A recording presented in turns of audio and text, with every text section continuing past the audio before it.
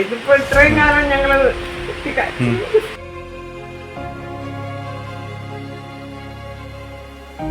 ഒരു 70 കുടുംബത്തോളം ഉണ്ട്. മരോട്ടിച്ചോട്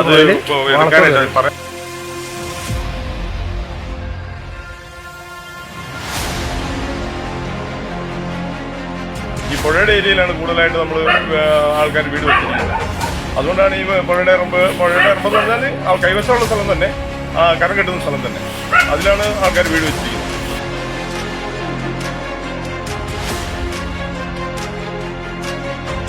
കലക്ടർക്കും മന്ത്രിക്കും പിന്നെ ഇതിൻ്റെ സർവേ സൂപ്രണ്ടിനും നമ്മൾ പരാതി കൊടുത്തിട്ടുണ്ട്. പരാതി കൊടുത്തിട്ട് അപേക്ഷ ഫയൽ സ്വീകരിച്ചതിൻ്റെ റെസീറ്റ് നമുക്ക് തന്നിട്ടുണ്ട്.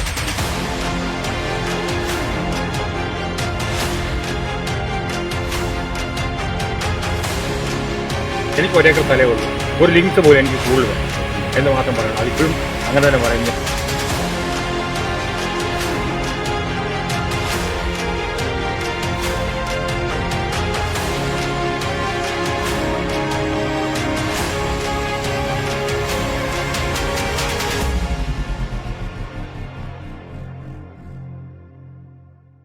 നമ്മളിപ്പോൾ ഏജനറ്റ് ന്യൂസ് ഇപ്പോൾ വന്നെത്തിയിരിക്കുന്നത് അയ്യൻകുന്ന് ഗ്രാമപഞ്ചായത്തിലെ എടപ്പുഴയിലാണ്.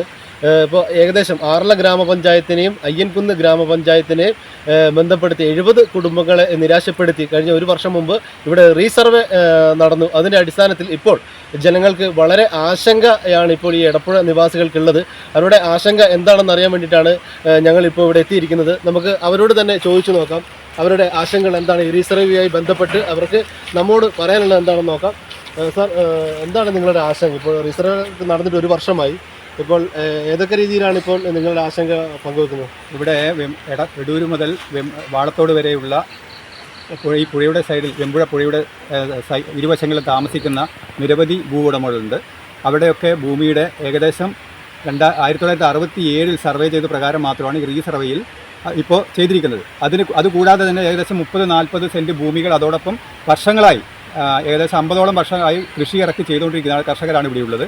അപ്പോൾ അത് റീസർവേയിൽ പെടുത്താത്തൊരു പ്രശ്നമാണ് ഇപ്പോൾ നിലവിൽ നിൽക്കുന്നത്. 2021 തന്നെ റീസർവേ വന്നപ്പോൾ തന്നെ ഈ പ്രശ്നം നമ്മുടെ ശ്രദ്ധയിൽപ്പെടുകയും നമ്മളിവിടെ ഒരു എടപ്പുഴ റീസർവേ കർമ്മസമിതി എന്ന ഒരു സമിതി രൂപീകരിക്കുകയും ബന്ധപ്പെട്ട എല്ലാവർക്കും മന്ത്രി തലത്തിൽ, കലക്ടർക്ക്, പഞ്ചായത്ത് തലത്തിലുള്ള രീതിയിലൊക്കെ പരാതികൾ കൊടുക്കുകയും ആ പരാതി കൈപ്പറ്റിയതായിട്ട് നമുക്കൊരു മറുപടി ലഭിക്കുകയും ചെയ്തിട്ടുണ്ട്.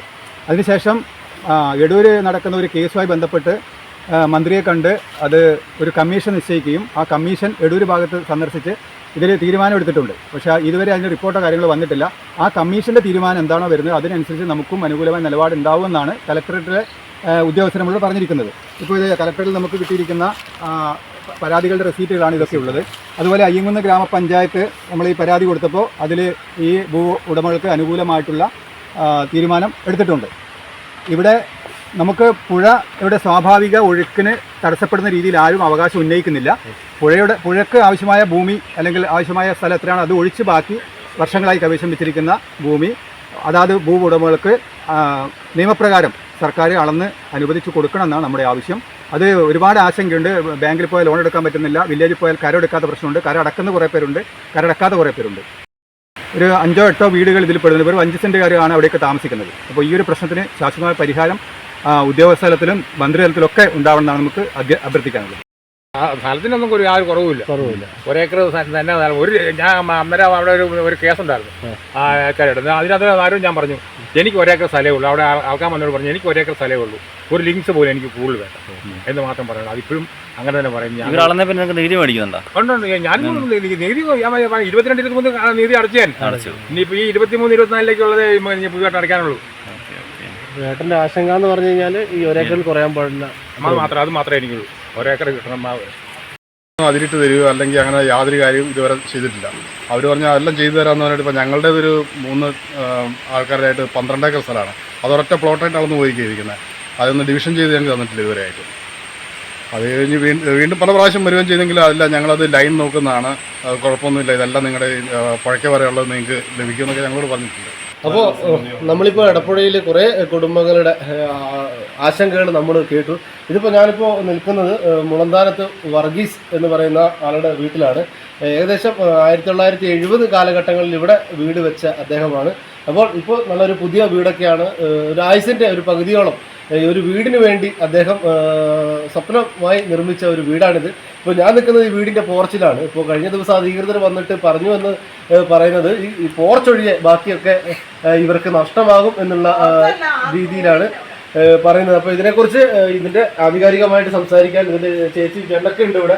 ചേച്ചി എന്താണ് നിങ്ങൾക്ക് പറയാനുള്ളത്? നിങ്ങളുടെ ആശങ്ക എന്താണ്? ഇത്രയും കാലം ഞങ്ങളിവിടെ ജീവിച്ചത് 50 കൊല്ലായി അല്ലേ, 50 കൊല്ലായി ഇവിടെ വന്ന് ഈ പറമ്പിൽ താമസിക്കുന്നു. അതിന്റെ അവിടം വരെ ആ കാർപോറേഷന്റെ തൂണിന്റെ അവിടം വരെ പിന്നെ ഇതായിട്ട് പോകുന്നു. ഉദ്യോഗസ്ഥന്മാർ വന്നിട്ട് എന്താ പറഞ്ഞേ? അതെ, അവരങ്ങനെയാ പറഞ്ഞേ. ആ പോർച്ചിന്റെ തൂണിന്റെ അവിടം വരെ അതിപ്പാണോ പറഞ്ഞത്? അതിപ്പോ ഈ മിനിഞ്ഞാന്ന് സ്ഥലത്തിന് നികുതി അടയ്ക്കുന്നല്ലേ? പിന്നെ ആ ലോൺ എടുത്തിട്ടുണ്ട് ഫെഡറൽ ബാങ്കിൽ നിന്ന്. വീട് പണിയാ ലോൺ എടുത്തിട്ടുണ്ട്. വീട് ലോണ് ഇപ്പൊ അടച്ചോണ്ടിരിക്കുകയാണ്. അടച്ചോണ്ടിരിക്കും. ചാച്ചൻ എന്നാ പറയാനല്ല?